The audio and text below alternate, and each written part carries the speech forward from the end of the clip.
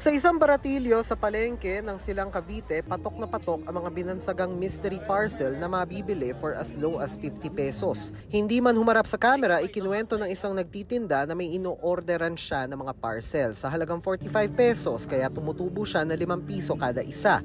Ito raw yung mga hindi na-deliver o hindi natanggap ng recipient ang item kaya ibabalik ng delivery rider sa online platform, seller o courier. Pagbalik, tatanggalin ang sticker kung saan nakalagay ang pangalan at address ng original recipient, saka na raw ito ibebenta bilang mystery parcel. Maging online, may mga nag-aalok ng mga umano'y mystery parcel. Giit ng nagtitindang nakausap ng GMA Integrated News, walang illegal dahil in-order din naman daw nila ito online para ibenta. Pero kung Department of Trade and Industry ang tatanungin, unless the owner says na inabandonan niya na yung parcel niya, siya pa rin ang may-ari ng item na yon.